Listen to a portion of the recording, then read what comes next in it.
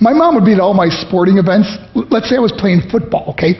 My mother would be on the sidelines, and if the play on the field started going one way, my mother would run along like, Mike, get him, get him! I'd be like, oh my gosh.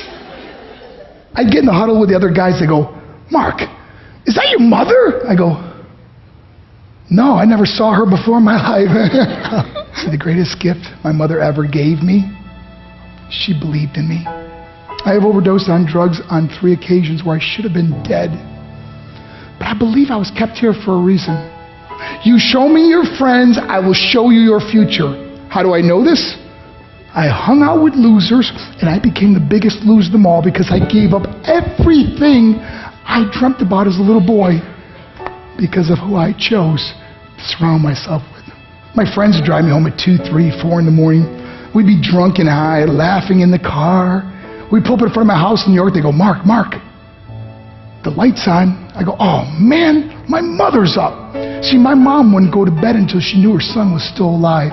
I'd walk in, she'd say, hi Mark, how was your night? I go, it's good, Mom, I'm just gonna go to bed. She goes, can I talk to you for a minute? I go, Mom, I'm tired, I'm just gonna go to bed. She goes, Mark, I haven't seen you all day and all night. Can I please talk to you? I said, man, just leave me alone. You bug me. I'd slam my bedroom door on the one person who believed in me.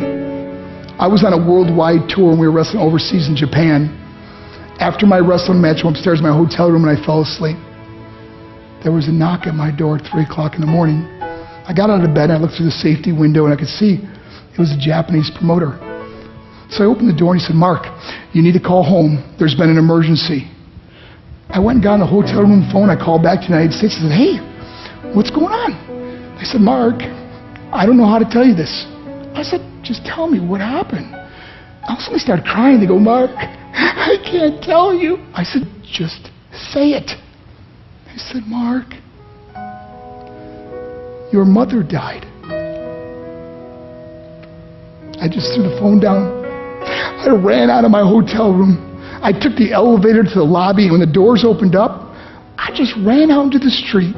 I mean, there was no cars, there was no people. It was 3 o'clock in the morning.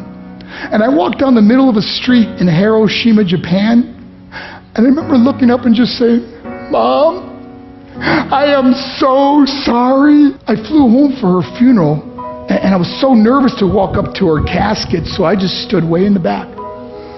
And I kept looking from a distance. I kept thinking to myself, Mom, please wake up. Please get up. And then I finally got the nerve to walk up to her. And as I got closer, I could see my mom for the first time. I mean, she was so beautiful. She was dressed in white. I mean, she looked like an angel. And I just stood over and I said, Mom, you are my hero. Everything I am, everything I hope to be was because of you. You loved me so much, you gave me a life. You're the only one that ever believed in me. How did I repay her? By getting drunk, by getting high, by getting stupid, by hanging out with losers? For what? All she ever wanted to do was talk to me. I wish I could talk to you now, Mom. I wish you could see what I'm doing. Why couldn't I have been a better son? We are defined by our choices. But if you surround yourself with people involved in drugs and alcohol and pills, it's a dead end. I'm not here to preach to you. I'm here to tell you I lived that life. It leads to broken hearts, broken relationships, broken dreams, and death. For what? To get high? If you have a mother or a father, when you go home, tell them how much you love them. See, my whole life was about being rich and famous. I had to be a millionaire. I had to win the race.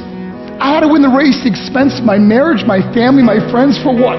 To be all alone in the world? I learned what is truly important, and that is how precious this gift of life is, and our families, and how quickly it can be taken away. See, I no longer live in time. I live in moments.